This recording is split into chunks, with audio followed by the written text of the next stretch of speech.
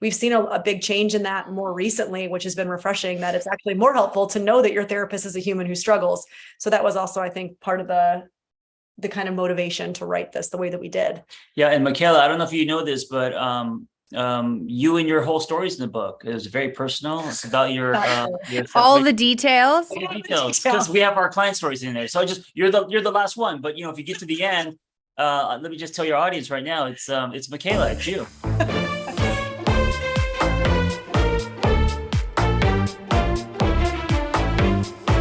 Welcome to episode 161 of my podcast. I'm Mikhaila Peterson. In this episode, I spoke with Vanessa Bennett and John Kim, also known as the Angry Therapist. I met Vanessa in the spring of 2021 when I was taking care of my dad and he was very ill, and I was also navigating a divorce. And she helped bring in an outside perspective, because normally when things are going wrong in your life, I think if that continues to happen in your life, you're probably the issue. But sometimes it's also extremely bad luck. And I think if there's any health issues in a family, then that can just upset a lot of relationships as well. Vanessa really helped me through it, and she co-wrote a book with her partner, John, called It's Not You, It's Me. And it's meant to help people better negotiate their relationships and identifies a lot of couples problems that many people deal with. So I brought them on to discuss their book, and we delved a bit into my past, my current relationship, their current relationship. It was a fun episode. I hope you guys enjoy it, and I hope you find it helpful. Before we get started, this episode of the podcast is sponsored by Rabbit Air. I just got up and shifted the camera slightly. Rabbit Air is always hanging out over there. There it is. You can see the purple glow. It is an air purifier. And given that fall is quickly approaching and almost here, now's a good time to buy an air purifier. I've always used them since I was a kid because I'm so allergic to the environment, but I think a lot of people could benefit from them, not knowing that they're having allergies to the environment as it is. We breathe in nearly 2,000 gallons of air a day, and I think a lot of people have micro allergies to dust or cats or cockroaches. If you're in an unfortunate situation that can, although I suppose if you're in that type of situation, you're probably not able to afford an air purifier. However, if for some reason you're living amongst cockroaches, probably buying an air purifier would be a good idea. That went in completely the wrong direction. If you're by the beach, you could be having dust allergies. If you're in Tennessee, you could be allergic to literally everything. Mold is coming around this time of year. But my favorite air purifier that I've ever had are these Rabbit Air purifiers. If you have a cat and you wake up congested, or you have kids that wake up with a stuffy nose, or you just want to sleep better, I would recommend going to rabbitair.com today to see their models. They've got very quiet, super quiet, very good looking air purifiers. I have them in almost every room in the house. You can also call them 24/7 to speak to a Rabbit Air consultant. That is rabbitair.com. They're the brand I use, and I'm picky about brands and health. So I hope you enjoy this episode.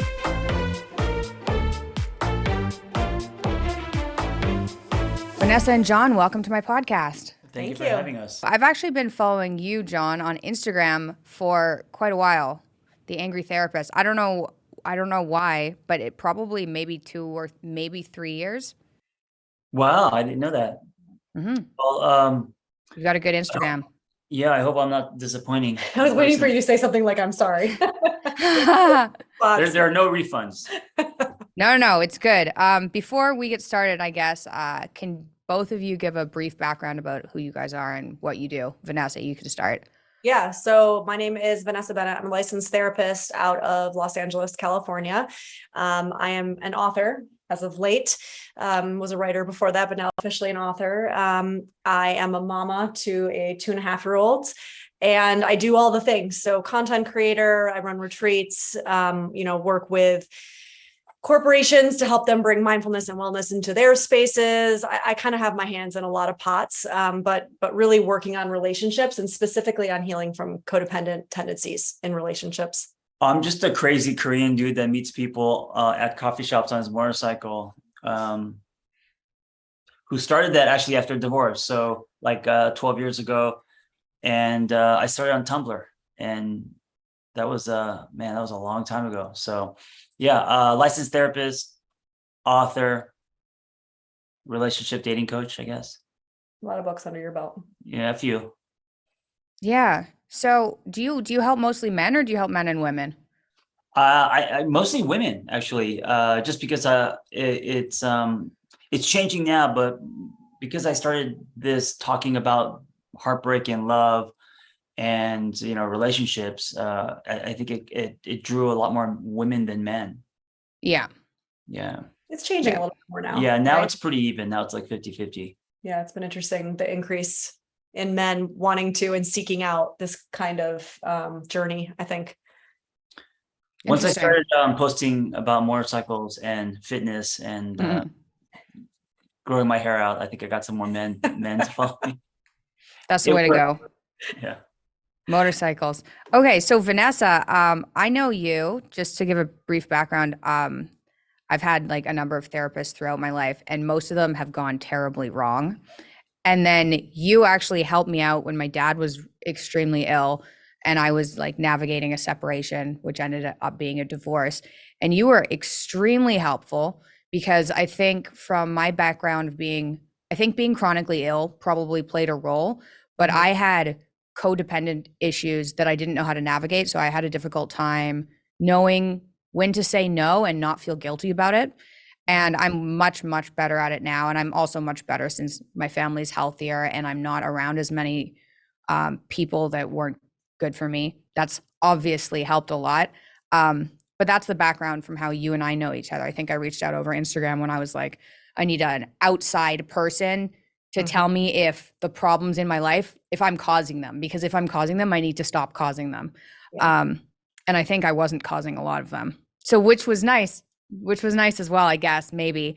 But that's kind of the background. That's how I know you. Yeah. But I brought you guys on to talk about your book, because you have a new book that's coming out. I think when we release this podcast, it will be out. So it'll be linked below. But it's called It's Not Me, It's You, which I think can be extremely helpful for some people, not everybody, but some people to hear. So what made you guys decide to write this? I've always wanted to write a relationship book, and I thought, what if I wrote it with my partner? And also, her being a therapist, if she wasn't a therapist, that would be different. But I thought it would be interesting for two therapists who are a couple to write a book on relationships. But it was important to me that we came with you and not at you. It was important to me that we didn't stand behind a podium or point fingers. And that's why the title is kind of funny, right? Break the blame cycle. So yeah, I thought it was a great opportunity. But then when we started writing it, I realized, holy shit, this is very activating, because she's going to call me out on all my stuff. And for the book to be good, you got to go there. And so it was actually challenging kind of emotionally. Yeah. And I think for me, when we broached the idea of writing it, it was important for me, but also for both of us, that we kind of pulled back this, there's this misconception that therapists have their shit together, and we don't. Like, we're just human and, screwing it up just like everybody else. But also, I think a lot of the topics that we talk about in the book, I would say, are like the most common issues that we work with couples on when we're working in couples therapy, and also happen to be a lot of the most common issues that him and I work on in our relationship, right? So another way to just say, like, here's the basics. I mean, they're not basics. We go in pretty deep, but here's the basics of what we see a lot in ourselves. And then we go, we give a lot of personal anecdotes. I mean, it's part memoir. So we don't really hide anything. We get really kind of open and honest about the stuff that we're dealing with. And I know from experience, and I know from working with clients, that this whole like being a blank slate as a therapist and pretending like you don't have a background, a story, your own issues, your own trauma is not actually helpful. We've seen a big change in that more recently, which has been refreshing, that it's actually more helpful to know that your therapist is a human who struggles. So that was also, I think, part of the kind of motivation to write this the way that we did. Yeah. And Mikhaila, I don't know if you know this, but you and your whole stories in the book, it was very personal. It's about your all the details. because we have our client stories in there. So you're the last one, but if you get to the end, Let me just tell your audience right now, it's Mikhaila, it's you. Not true. You get the email, huh? Well, it's already That- published. It's already out. That's good. Yeah. That's good. I actually think I'm gonna put my experience in a book. I haven't written it though. You should. You like- should. I think I'm going to. I've written like You've been dabbling. yeah, and I've got like I don't have the last couple of years which were hard. And so I'm just waiting until I'm not like triggered all the time before actually just delving into it again, re-traumatizing myself accidentally. So wait, all your relationship experiences or just the last one, that expiration? No, more like my health issues. Oh, okay. Like more chronic health issues.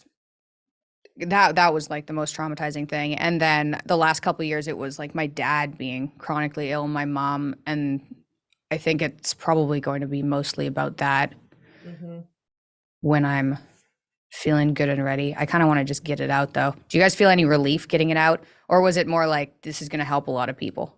I think I do. I mean, I actually think there was part of our story that we wrote about, especially at the beginning. We had a pretty rocky beginning. And I remember actually there was part of it that I wrote and we were on a Google Doc. So we were just kind of like passing it back and forth and doing it as we could. And I remember him coming in one morning after I had written this part being like, oh, that's kind of hard to hear. Like, I didn't know those specifics about, I was basically talking about like this instance where I was kind of shit talking him with my friends and being like, fuck this, fuck him, fuck the relationship. And he was like, oh shit. Like, I didn't actually know that was early on this was happening. What was going on, but it was a little, I think, therapeutic for me to get it out. But also I kind of feel for our relationship to be like, well, let's get the real out on the table and actually talk about it, Yeah.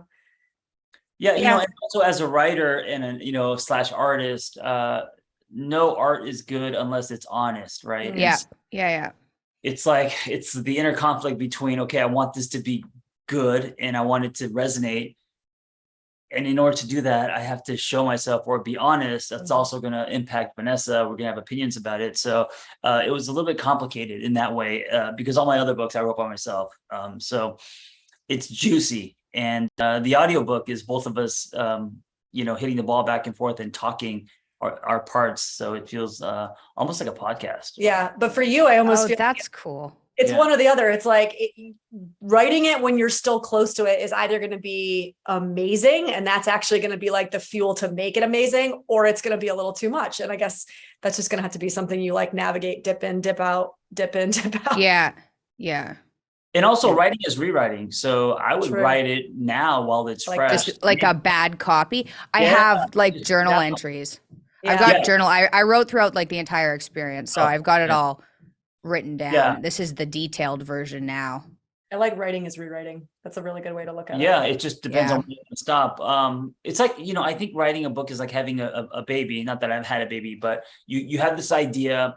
And then as you feed that idea, it starts growing. Like you're journaling, we start writing, sketching, and then suddenly, it's too far to turn back. And now you have to Yeah. And it does take about 9 months, it's some days are painful. Some days, you're just staring at a blank screen. Other days you're in that flow state, and then you give birth to it. And then, it comes to your door and you hold it in your hand and you're like, holy shit, this was an idea. And now it is in my hand. And then there's this kind of like letting go, meaning you can't change it once it's there. Yeah. It's out in the dried world. cement. And Just like a then kid. it's going to go where it's gonna go, and it's going to do what it's going to do, and then of course the insecurities you have, are people going to like it, all of that stuff. So it's a really roller coaster of a ride. Yeah. I like that. Yeah. There's definitely something to that when you start to write, then it becomes something that you can't really get rid of until it's done. Just this like heavy thing, like gotta finish it, get it out. It's weird, huh? Yeah. It's very therapeutic. Yeah. Can be. That's why we tell everybody to do it. Yeah. Yeah. So what's it like being with another therapist? Horrible. I wouldn't recommend It's it. a terrible idea. It's a shitty idea. I think people have this idea that we like sit around and analyze each other all day. That is not the case. It's like my therapist hat's either on or it's off. And when it's off, I'm probably not functioning from my higher self all the time. So it's not like we're walking around therapizing each other. Yeah, we have our own shortcomings. We have our own issues. Our relationship isn't easy. We talk about it in the book. When we met, we already had, we were already kind of stepping on each other's toes, hurting each other. And so there's residue there. So yeah, it's like any other relationship, Yeah. but I do think as a therapist, I feel more of a responsibility to check myself because I don't want to be the do as I say, not as I do guy. So there is a little bit of that pressure. It's like being a fitness trainer, and if you let yourself go, you're like, oh, I do this shit for a living. So so there's a little bit of that. That's true. But as people, Vanessa's just as fucked up as anyone out there every day. It's just like, yeah. So True. we got problems. I'm not going to contest that. Okay, I think something people might find helpful. So what are the common relationship problems people go to you guys with? Yeah. I mean, I think, I don't know the exact number, but let's just say there's like 10 chapters in the book. We tried to kind of break it down based on the categories that we saw the most, right? So just kind of name a few. Differences in attachment styles, right? It's always a big one. Kind of what happens when you get really activated. Where do you go? Do you pull back? Do you cling, right? Do you tend to be more avoidant or anxious? And I'm more anxious, attached. Vanessa's more avoidant, right? So I'm holding onto her leg. She's running the other way, that kind of thing. After, a decade, we have both worked on ourselves where we're swimming towards secure. I'm not as anxious as I was in my 20s, and she's not as avoidant, but it's still there, right? So that's a big one. Different love languages. Yep, love languages. I write, I'm a writer, so Vanessa as well, but my love language is tell me I'm attractive, tell me I'm sexy, write me poems. Like that stuff goes far with me. I also express myself in that way. That makes me so uncomfortable. Yeah, Vanessa does. I feel that. Vanessa's like, let me go get the car washed. If you love me, do the dishes. So she's acts of service. Oh, okay. Yeah. And vice versa. I show it that way too. And so it's really interesting because we actually do take a lot of these kind of like pop psychology type ways of looking at relationships. And we did try to bring it down to whether or not you actually subscribe to like love languages as a thing. It's like, there is something to be said for the fact that giving him words makes me really uncomfortable, and it's really hard for me. And I need to learn to work with my discomfort around that, because it's really important that I show him love in the way that he needs to hear love. Otherwise, it's going to be me missing him constantly. So love languages was a big one for us. Mikhaila, what's your, how do you give and receive love? What comes naturally to you? Acts of service, words of affirmation, physical touch, quality time, or gifts. So I think it's changed, right? Because it usually does. I've had a number of relationships, and I think with relationships that I was in that weren't as good, I thought that I wanted something different. I was like, and this were like gifts seemed like a good idea.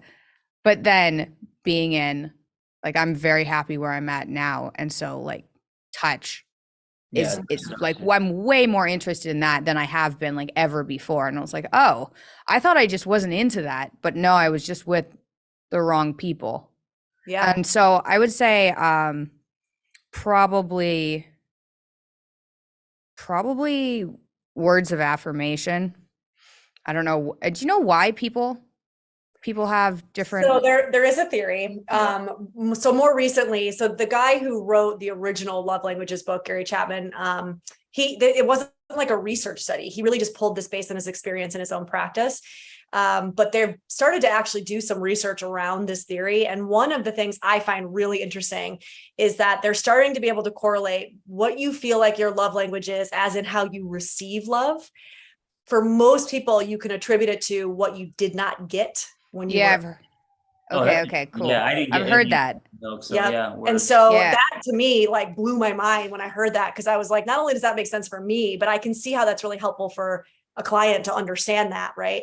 And also for the partner to hear that. So like, again, if it's uncomfortable for me to give him words, knowing maybe that comes from this kind of childhood place, right? This childlike need for words and to be seen in that way, it makes it almost easier for me to give it to him, because there's something about when you see your partner in that light, right? In that more vulnerable kind of childlike state, that drops a lot of defenses. You don't personalize things so much. And you essentially say like, I have to get over my discomfort with this because his like inner child needs this.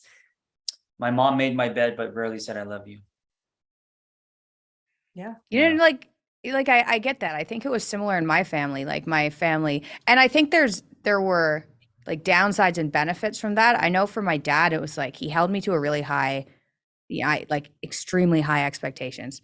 Um, and I also am not entirely sure if I would have accomplished as much as I have accomplished without those high, like being Sure. pushed like that. So, but there wasn't a lot of, and I think part of this was from being ill all the time. So there was a lot of focus on me being ill, but there Mhm. wasn't a lot of like positivity. And that also could have been shadowed by like my depression. So I Mhm. also didn't pick up on positive things. So I don't even know what happened, but my experience was there wasn't a lot of positivity. And so I Right. think that's probably why I react well to the words of affirmation. And then I probably give it out with touch. Why Yeah. do you think why do you think, Vanessa, you're uncomfortable? Because I'm definitely in the same kind of boat. Like I like it, but at the beginning I really didn't like receiving it. It was like, oh, I didn't even know how to receive a compliment. And I definitely have a difficult time saying like good job to people, But which by is the way, messed up. very common for those who struggle with codependency to have a hard time accepting compliments. Mikhaila, you look very beautiful. Weird. Great. Yeah, green, no, great no, color. don't do it. She's No, like, stop. Okay, the podcast is over. It's like, we're done. So also have a hard time. So some of the research that I've done around that specific topic, people who have a hard time hearing and really believing compliments, right? So we can do the Yeah. just like saying thank you, but doesn't necessarily mean that I believe it. A lot of it has to do with if you have a belief deep down inside that you are not whatever that person is telling you, right? So I think you're so amazing. I think you're so intelligent. I think you're not only just beautiful. I mean, it could be physical attributes, but it could be attributes about you as a person. For those of us who have a deep belief that maybe we don't actually check those boxes, it actually feels a little bit like, and this is all kind of happening unconsciously, right?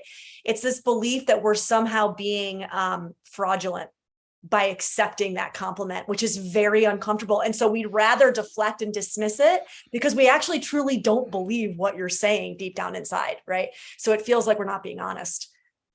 It's really interesting. I think also there's, there are many layers, and I think also what you're used to in previous relationships, so I've never been okay with it. I've never been comfortable with it, I guess. Do you know what I mean? Like I've had it from other people and it's still always been right. uncomfortable. Right. So for me, if I'm used to words of affirmation, Yeah, and then you're not a words of affirmation person, it feels different. it feels different. There's going to be that wanting that from you, thinking that's the norm, thinking, something's wrong with you because I've gotten in. So like the comparing that we do, with previous relationships, Yeah. right? How do, and I'm sure you guys both have had clients that have asked you this, and I've definitely asked Vanessa this. How do you identify when you're in a situation when you want to say no and you shouldn't feel guilty about saying no? Because there are situations where I think there are still situations where you kind of want to say no, but like really you should give somebody help. How do you differentiate between when you should actually help somebody and when you should say, no, I can't do that.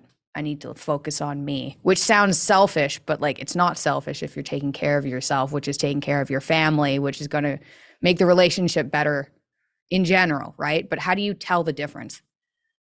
I mean, the way that I usually talk about it, I also think it depends on, this isn't a blanket statement for everyone, because I think it depends on your struggle with boundaries and your struggle with saying no and asking for your needs to get met, kind of coming into this work. So if you're somebody who struggles to say no, if you're somebody who struggles to get their needs met, most likely once you start working with boundaries, you can expect that it's going to feel a little bit like selfish walls. It's going to be a lot like bam, bam, bam in your face, right? And that's uncomfortable for everybody. And that's not probably how it's going to stay. For a lot of people, we actually need to swing to the other side of the extreme spectrum before we figure out what kind of middle ground feels like. So if I'm somebody who's not used to saying no, I say yes all the time, and then I just sit with all of that resentment. Mm-hmm. If I start saying no, most likely it's not going to come off very nice. I'm probably going to say maybe more no's than I really should, even though I don't like that word. And so I need to sit in the discomfort of what the other extreme feels like in order to go, oh, well, that actually doesn't feel that great either. So now I know both extremes very well in my body. And so now I can kind of start to feel into what middle ground would feel like, right? And on top of that, I would say just we have to get really familiar with, and I know we've talked about this before, you and I, this feeling of resentment, right? Because it's such a good indicator for us that we are giving more than we probably should be doing, right? And so if we can use resentment as a barometer for, I need to check in what's going on, right? Where am I saying yes that I shouldn't? Is there a conversation that should be had? Then typically, I don't think it's going to be perfect all the time. I think just by nature, we're going to do things we don't want to do sometimes. We're going to, come across selfish sometimes. All that's going to happen. But I think those are some tools to at least maybe work your way towards a more happy medium, that balanced state. That's the way that as somebody who has a hard time with boundaries, those are usually what I use, right? I'm very familiar with, I'm in an extreme right now. I can sense it now. And then I'll say, okay, pull it back. But I have to be really aware of my resentment, because otherwise it's no good for the relationships. Do you feel that you're in the stage of your life where your no's are on the pendulum swinging the other way, or have you come kind of in the middle? No, I think I'm pretty good right now. Like, I think I'm pretty good. And I think that's because I'm mentally healthy right now. And well, it helps when nothing bad is happening too. It's a lot easier to be a reasonable person if you're not in some chaotic either relationship or with health issues or, something like that. It's a lot easier to be like, yeah, everything's good right now. No, I don't think my no's are, I'm a pretty disagreeable person. So I say no a lot in work. I still work with my dad quite closely. And so he gets a lot of requests. And so a lot of that job is no, sorry.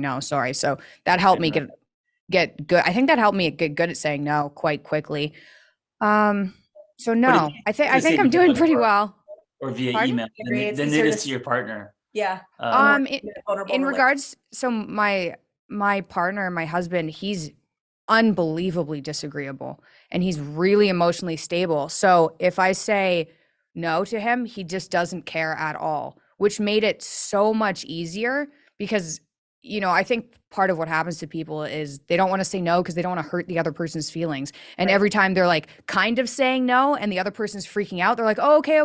Never mind. This isn't a big deal for me. Yeah. I'll just say yes for now. It's fine. Obviously it's upsetting you. And with Jordan, he just doesn't care at all. I'm like, no, I don't want to do that. He's like, fine. And that's kind of it. When you say he's disagreeable, you mean he also is really good with his no's. Yeah, he won't do anything he doesn't want to do. So that makes it super easy. Yeah, right. It's just very clear. So because he's boundaried, he respects your boundaries. Mm-hmm. Yeah, and he's probably helped me with it too. Being like, oh no, you don't want to say yes to that. You don't want to do that. You're like, yeah, I don't really want to do it, but I should do it. Nah, you don't have to do it. Oh, sweet. Okay, great. This episode is sponsored by NordVPN. If you're at all concerned with data privacy, NordVPN is an easy-to-use security measure that gives you a base level of internet protection. While it may seem silly to protect your data when you aren't doing anything wrong on the internet, even though the most innocent of us do have data secrets online, like sensitive passwords and financial information, a VPN's encryption and identity protection services are like a lock on the door, or in other words, a basic security measure that I use and have used for a very long time, mostly so I didn't get in trouble from downloading movies online. Used to get those emails where they knew that you were the one downloading movies. That freaked me out. Anyway, I've been using a VPN since then. Nord's virtual private network protects you against anyone who wants to exploit your online movement, whether it's a lone hacker or an overreaching government. NordVPN shields you from government agencies, websites that collect and sell your data, and your own internet service providers. Kind of crazy that you have to be kind of okay, maybe I don't want the government to have my data, but I guess that's life now. Encrypt your online activity and hide your IP address to guarantee that your personal information doesn't end up where you'd least want it to be. Grab your NordVPN deal today over at nordvpn.com/TMPP or use promo code TMPP for 61% off. That's a huge discount off their premium plan and their free anti-malware feature. Hopefully that's what I used when I signed up, TMPP. Not sure if I did. All with NordVPN's 30-day money-back guarantee. Enjoy the rest of this episode. I think every relationship, whether we're talking about intimate relationships or friendships or with family, every relationship requires compromise. Mm-hmm. And I think for me, it's the compromise of self. when you Yeah. can start to say no. Like if you feel that you are, because there's going to be times you do things you don't want to do, of course. It's like helping Yeah, us move. Who wants to do that? Or picking up someone from the airport. It's all part of it. I don't do that. Well, now there's I say no. Yeah. I say no. before the Ubers. And so in a marriage or in any relationship long term, yeah, of course you're going to be doing things like picking up socks or doing whatever. But if it gets to the point where you're now compromising self, then it's something to really look at. And I think that for me, that would be the piece, not getting your needs met because you're saying yes too much, or having to draw lines because you're saying yes things that you don't want to do or whatever. So I think it's not a one-time thing. I think it's over time you sensing, okay, now I feel like I'm compromising myself. Then it's I think for a lot of people in the beginning of that journey, though, they actually don't even know what that feels like or what that means, because they've so overcorrected right into the kind of bad area of no boundaries that they have no sense of self. And so I actually think if anybody who's listening is somebody who struggles with boundaries, starting like very basic and just tapping into like, what does this specific no feel like? Because even picking up socks can feel so much bigger than just picking up socks. Well, yeah, if you've been doing it for your entire life. That's what I'm saying. So are you also at a place where your pendulum has swung, where you're very no right now, as opposed to if you're very a yes person?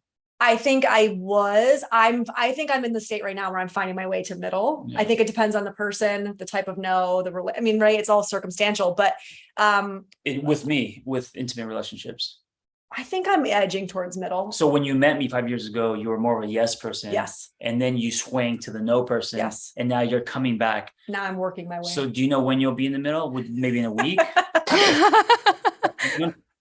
Just so I know what's happening, and it's an injection of hope.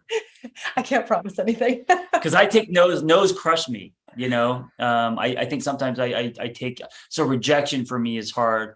I'm not used to it. I personalize it, I internalize it. So if Vanessa says to me, no, I don't want to, whatever, have dinner because I'm busy, that's not that big of a deal. But if it's a personal thing that she says no to, then it's a lot. That fall is harder for me. Well, here's what's interesting about that. So what you were talking about, Mikhaila, with Jordan, the fact that he's so good at boundaries has helped you get better at boundaries. Now, I would say, John, you're pretty accurate in that. Like when I do say no, I can see him deflate and take it very personally. My usual go-to used to be, I have to fix it. Right? He's feeling uncomfortable or hurt or upset by the fact that I said no about something. So now it's my job to fix it and make him feel better, which then just kicks me back into the kind of resentment cycle, caretaker cycle all over again. So the mirror that I get from somebody like that in a relationship is actually just the ability to go, I don't need to fix this. It's okay that he's upset. He's allowed to be upset. And I can just let him be upset. That's okay. That's not my job to fix it for him. Right. So there's like two different kind of lessons I feel like you're going to get from somebody more like your husband versus somebody who does kind of personalize it. And because I am a fixer, it used to be my go-to to try to soothe that for you versus being like, it's okay. You're allowed to be upset. How do you know? And of course, someone shouldn't go fix something because every relationship's 50-50, but how do you know where, it requires attention, right? So a lot of times the no's, it might be a sensitive area that requires a conversation, right? So maybe it's not even about what the person's saying no about, but something that's running deeper. So yes, if you have a story where you're usually the fixer upper or the fixer, you grew up fast, you're taking care of people at a young age, all that, sure, that's a pattern that can be unhealthy and damaging. But at the same time, when you're in a relationship, being aware of, is there something that I don't want to do because I'm so used to fixing it? Yep. Or is it something that we need to talk about because it requires fixing on both parties, Mm-hmm. Yeah.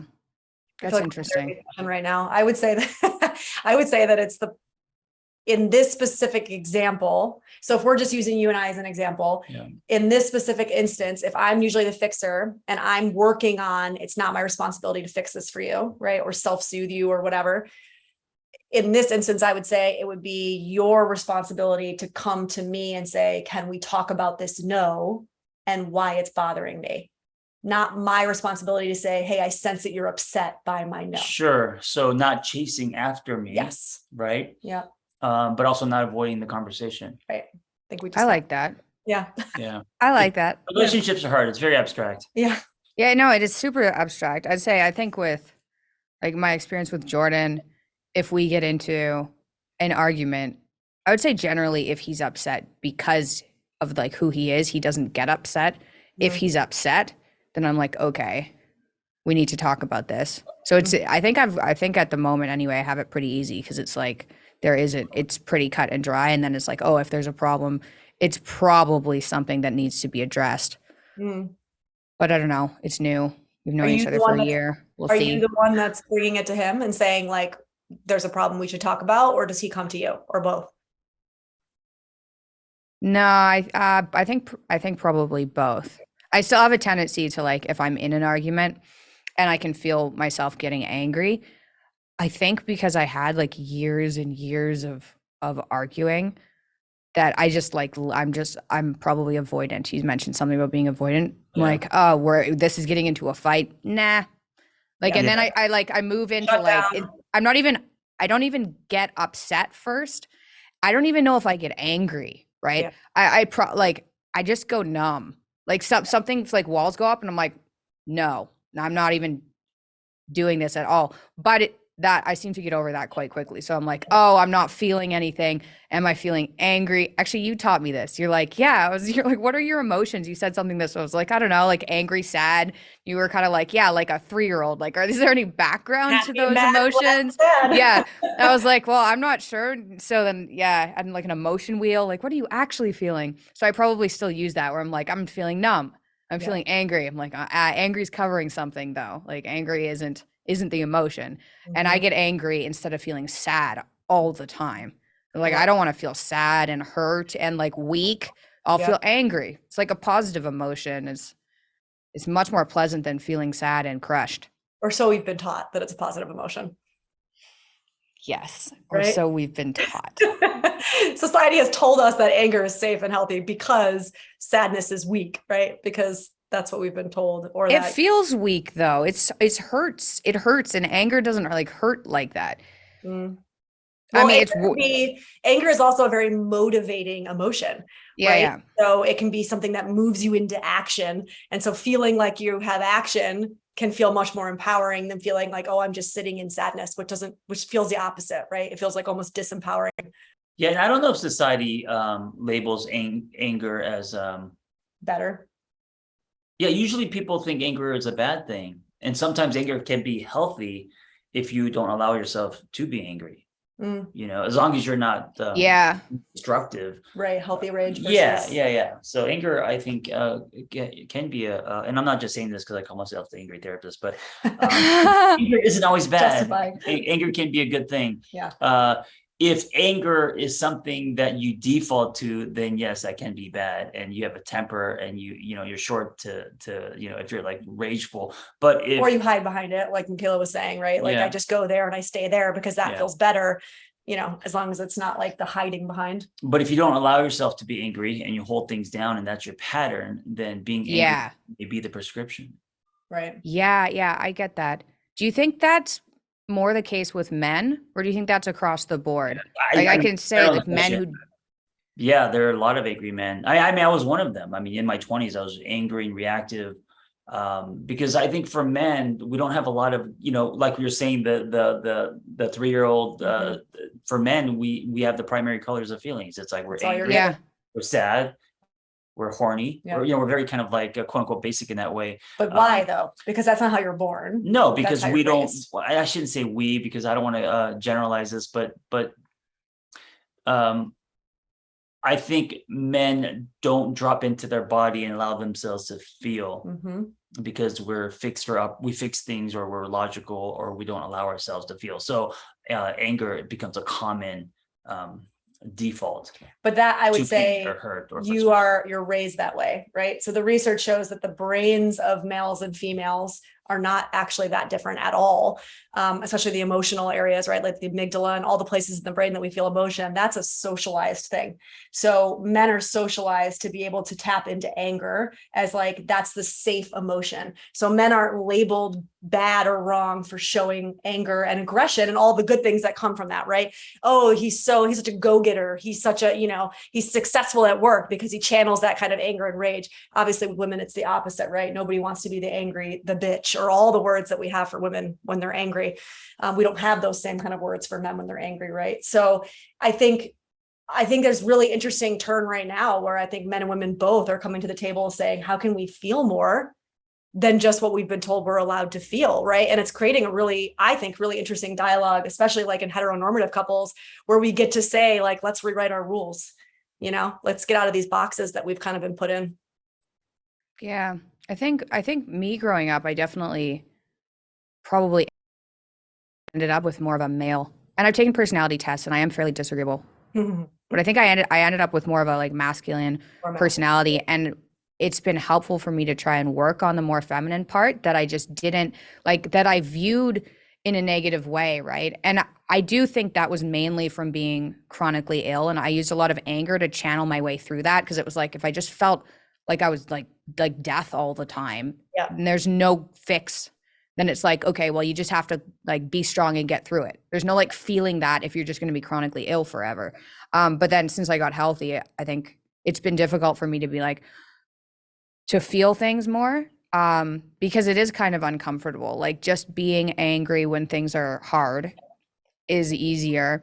And it was for me anyway, but I think it's been almost like a relief to try and be like, oh, I can be vulnerable without getting hurt. Like if you're in a situation where you're going to be vulnerable and then someone's just going to jab you, there's no point in being vulnerable. Right. Like you have to. You gotta, this is the thing too, that I think a lot of like the disservice on this like pop psychology, social media shit that we're on right now is that we're all about, let's learn to feel our feelings, but there has to be a balance of also building the muscle of discerning and discernment, right? And they have to go hand in hand. Otherwise, to your point, you're going to be getting jabbed left and right. So it's not to just say, hey, let's rip up the facade and just feel all the feels, because that can be crushing if it's not done smart, right? I wonder if an abundance of masculine energy, so Vanessa has a lot of that, stems from your upbringing being in a state of survival and fight or flight, right? So feminine energy, the nurturing side, soft, receptive. It's hard to tap into that if you're living life thinking the sky is falling and you have bills to pay and you have responsibility. Grow up fast. So it almost forces you to produce masculine energy as a way to survive. Totally. And so then you become an adult, you get into relationships and you realize this, and you want to now tap more into your feminine energy, because that's what's needed, right? For both men and women, right? Yeah, for both men and women, right? And that's really hard to do because of why we're not used to that. Like, how do you do that? It's like brushing your teeth with the opposite hand. Where I don't know what that means, right? So where do I even begin? Yeah. But what we're talking about is one of the things that Vanessa and I, are dancing with and stepping on toes. And we talk about this in the book too. Yeah. It's like, we jokingly will talk about how when we first met, our biggest difference was that I'm from New York and he's from LA, because culturally it's like a major difference. Yeah. But even in that, right, I have more of the masculine energy. The Northeast of America, it just is that very blue collar, right? Like there's an energy about it. It's a lot of kind of rough and tumble, pull yourself up by your bootstraps. It's cold, it's gray, and the West Coast is not like that. Like smoothies and sunshine. Exactly. And so when we first met, I was like, oh no, this is air in my face. And this funny story. When we first met, we were kind of like jokingly playing around, and I was laughing and I went, oh, whatever, fuck you. And he looked at me like, what? And he goes, can we not say fuck you to each other? And I was like, whatever, that's a term of endearment in New York, and it's just so funny to see the difference in even just how upbringing. That's interesting. I had the same experience. I was not used to that. I'm not being used to my partner saying fuck you. No. And I honestly think that's probably more normal. I had the same experience with Jordan, and he was like, you can't say that. And I was like, yeah, I guess that's kind of mean. But like, See, I was like that. everybody does it. Everybody does it. And maybe that's more of a East Coast thing. I'm from Toronto. So kind of same kind of area. Yeah. And he's from California. Mm. So Californians I are would soft. put you, yeah, I would put you Kidding. more in like my energetic sphere because Toronto's only like an hour and a half from where I grew up in upstate New York. So, or 2 hours. So it still has that same vibe. Cold winters, gray, harsh. Most people are blue collar. I mean, at one point, and it's just different. It's a different energy. Hey, Yeah, you Mikhaila, like elbow people walking down the street. right. Yeah. No, you don't smile and say hi. It's like, Yeah. When we first met, and I'm saying this because it's in the book and we've also said it in many podcasts. When we first met and we're dating, because I'm a little bit kinky, we're getting intimate. I said, hey, can I slap you? And she said, if you slap me, I'm going to slap you back. And I was like, oh, that's not going to work. it's very It serious. doesn't really, yeah. So lots of dominance. So that in itself shows you the difference in energy. I was like, I mean, yeah, but I'm gonna slap you back. And I was Yeah. not trying to be kinky. I was that being doesn't serious. work with the role playing. It's not hot. That's like, Cut that out. oh, that's funny. Yeah, that's interesting. Do you think how much of that is how you're brought up though? And how much of it is also how you're born? I don't think I would be as disagreed. Like now that I can say, I used to be able to say no. Here's the thing. I used to be able to say no because it was part of my job. And I was like, if somebody needed to be fired or let go, I'd be like, I can do it. I can do it. So it wasn't like to everyone. It was just to certain people where it's like, can't say no to them. So it was like isolated. Sure. But I was like that at work too. I mean, before I became a therapist, I was in advertising for 10 years, kind of grind, climbing the ladder. I was a director of like a 20-person team at some point. And I was always really good at holding firm and holding boundaries. Yeah. It was like, no, people used to call me bad cop. Like I was bad cop. My partner was good cop because I was the one that was like, nope, not doing that, But when it came to intimate or vulnerable relationships, that was where suddenly it changed. And I didn't have the same kind of, I don't know, backbone, if you will, when it came to saying no. So I think is that partly, I mean, I don't know your experience, but I feel like, is that partly from not being in relationships that made you feel safe? partly, for Because sure. it's a lot easier to be like, I'll do what you want if it's like, I don't know what's going to happen if I say no exactly. That's exactly it. It activates that abandonment fear, that wounding, that like, if I say no, you're going to abandon me. And maybe not necessarily physically, but maybe emotionally, like you're going to be upset with me. You're going to cold shoulder me. A lot of us that grew up in families where either the parents cold shouldered you when they were mad at you, or they yelled at you, but they didn't necessarily explain, like had real emotionally connecting conversations. We as children, we embody that as rejection, right? That's like abandonment of self. And so I'm going to do anything I can to make sure that I don't feel that feeling or that fear of abandonment. And if that means saying yes when I want to say no, then that's something I learned to do. I think it's also not practicing it. Right. It definitely is like For a sure. atrophied. Yeah. So how could people, so say somebody's listening to the podcast thinking, okay, I'm resentful. Like, welcome to the club, first of all. yeah, resentful. So like well, maybe let's start even a step back. How would you guys describe what being resentful feels like so people can identify what resentment feels like? I have the best, for anybody who knows Glennon Doyle, she was able to articulate this in a way that I love and I now use all the time. She says that for her, when she knows she's feeling resentful is when she has the thought, must be nice. And I was like, oh, I love that. That's exactly what it is. The second you're looking at somebody thinking, must be nice, you know that there's resentment there, right? And a lot of us know that feeling of must be nice. Whether it's, in her instance, it was like her partner, Abby, kind of relaxing and like hanging out and watching soccer and relaxing her day's work. And she would look at her and think, must be nice. But why was she doing that, right? Like nobody was telling her that she wasn't also allowed to sit down and relax. It's just that her upbringing, her wiring, all her codependent bullshit was telling her she had to be constantly moving, constantly productive, constantly cleaning, constantly whatever. And so she started realizing when she would do the must be nice that there was resentment there, which needed a conversation. So that's been really helpful for me. And also, if you're resentful, you have to explore how much of it is warranted. Yeah. And then how much of it is yours to own. Yeah. You never even expressed anything. You're just harboring, this kind of anger. So resentful, I think, is also worth exploring. It's not black and white, you Totally. know, it doesn't automatically mean that someone did something wrong. Yep. Usually resentment is yours to own. I mean, usually resentment is yours first and foremost to explore. And then you have the conversation if you feel like Well, the ownership piece is you waited too long. It's almost like, you know, if the peaches went bad or the bananas are now, you know, black, you waited too long. And so like that's probably a horrible. No, I kind of like that actually. Okay, I mean, good. we'll go with that. I'm brilliant. Fruit. So if you're already feeling resentful, I think it's a great sign that your responsibility was to talk about it, express it, do something about it before it's almost like it's too late. It's gone bad. But it's gone bad. It's now sour. Yeah. But some of us don't know until it's gone sour that it's gone sour. Because that's what we're used to. Right. Because we don't exercise. Hey, listen, what you did hurt me, or I feel rejected, or you know, or here's a need that I have, or whatever it is, right? Yeah. Or I pick up the socks too much, or you know, whatever. So how do people who are walking around in a cloud of resentment, how do they start to put up boundaries to try and get rid of that?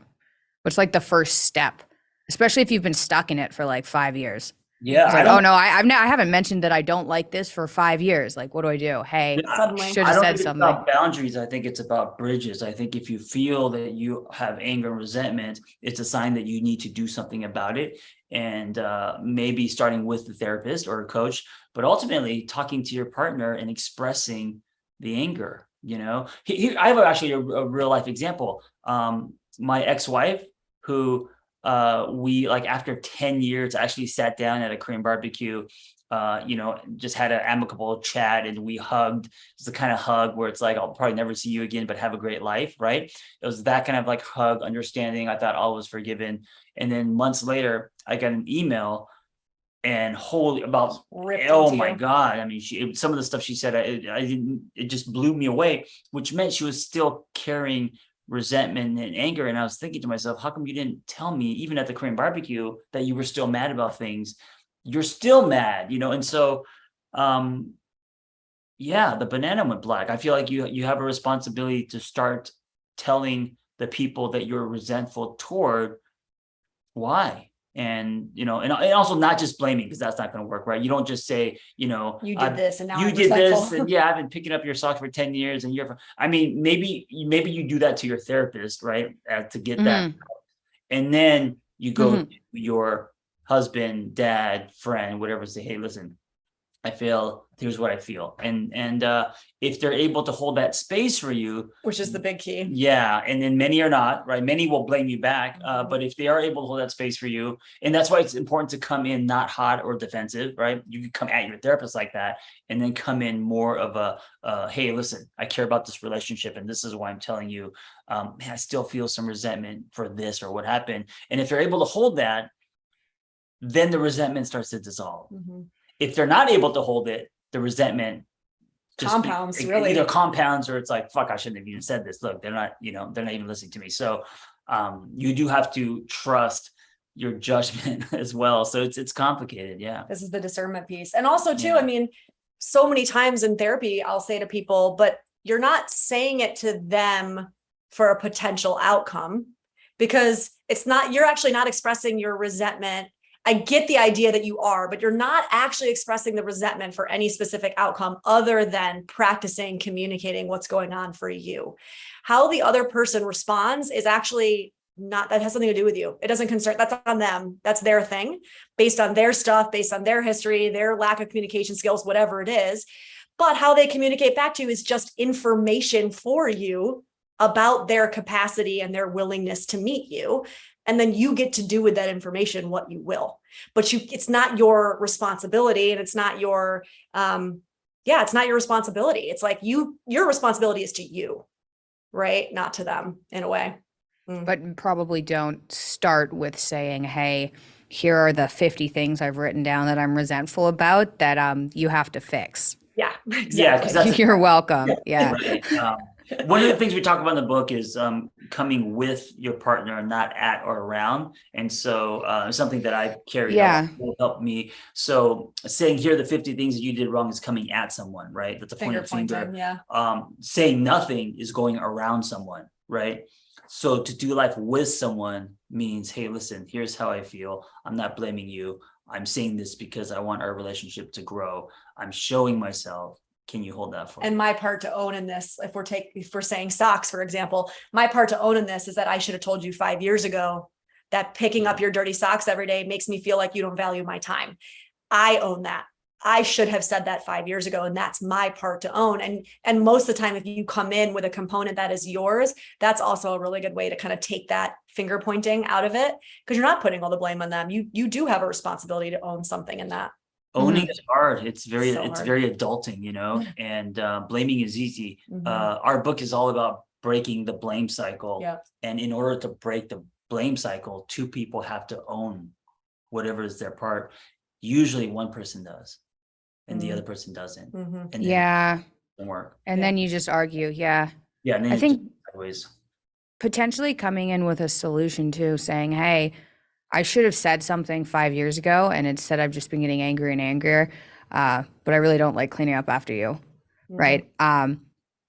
Sure. So instead, like going forward, could you either clean up after yourself, or maybe we can scrounge around some money and get a housekeeper? Otherwise, I'm going to be resentful forever. Maybe giving some ways out when you come with resentment problems too, being like, I understand that I contributed to this. It has to stop. Here's some maybe solutions. Are you open to any of the solutions? And if the other person's like, oh, you're mad at me, and they're not open to any of the solutions, then maybe there's more to work on. Yeah. It's also telling of the relationship, one's capacity. Is this relationship fixable? One's response is telling. It's like a dipstick, like you're checking oil, information. And if what you're getting is always defensiveness, not once, because we could all be defensive, but if that's always, when you come at someone, they're always defensive, I don't know if it's going to work, because it's not sustainable. At least with family members are our family. So it's like, it's different. Yeah. Then you just, don't come home for Thanksgiving or whatever, but send them the voicemail. But for intimate partners, because, you're living with them, or if you are day to day, they're in your life, they're a huge part of your life. If people are defensive, it's just a matter of time, and maybe years, but it's a matter of time where the legs fall out. Years of a lot of resentment. Yeah. I think that's good to hear, because I know the way I was brought up with my dad was really like, what half of marriages end in divorce. And it was very like, relationships are going to be tough, but you have to sort out your problems and make it work. But I think it's important. And I have a bias here because I'm divorced, but I think it's important for people to hear, sometimes it doesn't work and it's not you, and you can't negotiate your way out of it. And I think one of those signs, the ones that you just mentioned, which was defensiveness. If you're saying, hey, here's a problem, here are some solutions, the other person's like, oh, you're mad at me? Like, it's like, well, if you can, how do you negotiate your way out of that if it's repeated? Well, I think it's like we were saying about this idea of it being information. It's like, I think when you said it's like people need to understand. And this is, I'm hoping there's a bit of a cultural shift happening in this idea. John, you said this before, like sometimes when people get divorced, rather than saying like, oh, I'm so sorry, or I'm sorry that happened, it's like, sometimes we should be giving that person like a trophy, right? A chest bump. Yeah. Like we need to celebrate sometimes when people wake up and say, we're not in a good relationship and we're miserable and we need to leave this relationship. It doesn't matter whose quote unquote fault it is, right? Sometimes it's nobody's fault. Sometimes it just expires and you're different now than you were then. And that's okay. Right. Some relationships aren't fixable. If two people have drifted so far that it's no longer about therapy, but feelings have changed and they're seeing their partner as just like, I have love for this person, but I'm just not attracted to this person anymore. I don't know if that's fixable. I don't know if, maybe some cases it is, but some relationships just run out. It's a shift to looking at relationships like time is not the indicator of a successful relationship, right? But like the depth and the safety and the security and the love is actually the indicator. And I think our generation's a little bit different in that. I think we do look at things slightly different than like past generations, grandparents that are like, we've been married for 70 years. And I'm like, you've been sleeping in separate bedrooms for 60 of those years, you know? I mean, no offense to separate bedrooms. I would actually love that, but I'm just saying, you know, that's the way people look at it. So That hurts my feelings. but I really like my sleep. Don't touch me. No, I get that. Oh my gosh, especially since having a kid. I don't know your experience since having a kid. It's like, don't move the blanket. You're moving the blankets. I can feel the blankets move, and now I'm awake. Yep. Now I'm awake, and you're And now asleep. she's awake, and now Yeah. she's awake, now I'm awake. If Vanessa had it her way, we'd be in two different houses. We'd be in two different houses on the same block. Maybe. I'm not gonna lie, I would have kind of loved that. That's the avoidant in me. I'm like, oh God, I would love that. Yeah. I get the bed thing. I've briefly considered, I think it somewhere in Europe, maybe it was Switzerland, I can't remember. They have two twin beds and you push them together and that's just the bed. And I was like, that would just solve it's not wanting to be close. It's the like, I wake up and then I'm awake and then I'm tired. Yep. Yeah. And I think that's like exacerbated from like some sort of brain change having a kid. It's like just destroyed my sleep. Like you said, I mean, somebody breathes in the room. And I know. Like, I think that's like a biological mom thing for sure. And Yeah, there'll be it's times awful. where, like, he's like snoring away and I'm like, you know, I heard something and I'm just like laying there awake for hours and I can't get back to sleep. So I use like blast white noise. I do too. Like blast it. That helps a little bit. Which he hates. So I do the same thing. He's like, oh, I can't sleep. And I'm like, well, one of us. I need that. Yeah. Oh, lucky Jordan likes the white noise. That's good. I have like white noise and like a mask that goes around my eyes and my ears and just everything. So You need to be in one of those chambers, like where you're floating. yeah. inside where there's no. Yeah. Exactly. That would be great with white noise. Okay.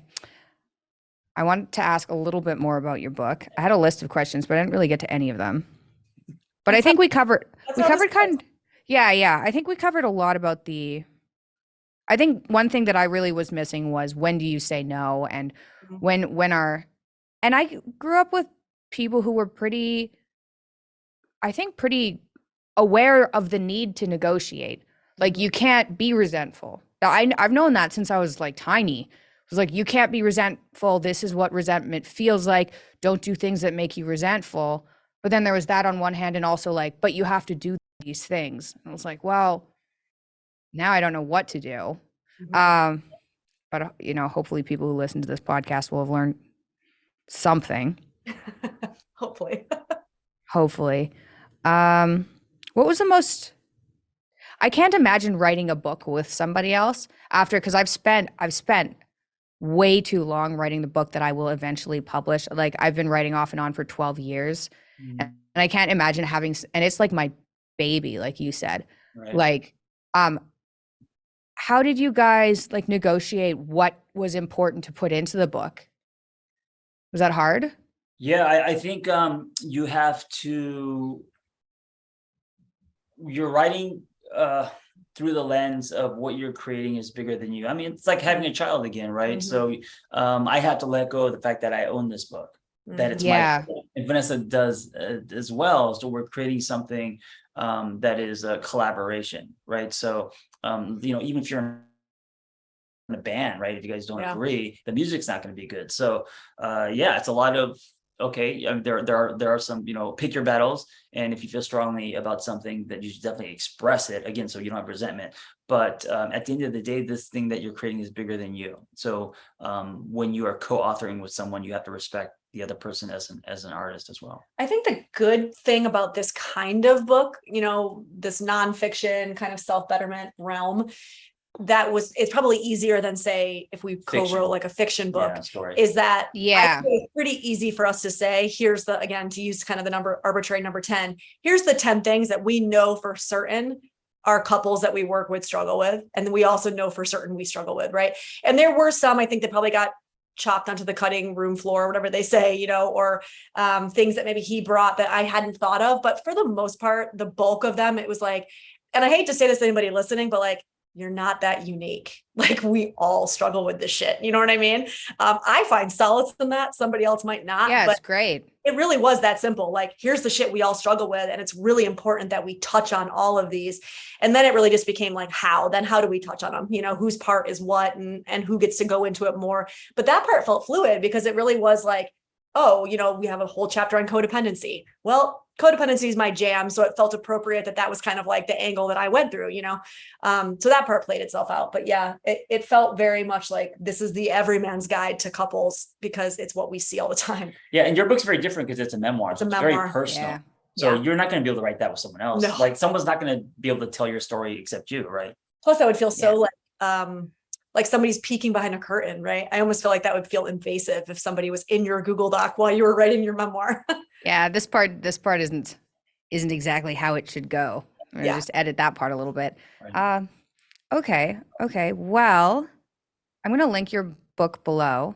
Yeah. But for social media, if people want to follow you guys online or find your book or find out what you guys are doing, where can they go?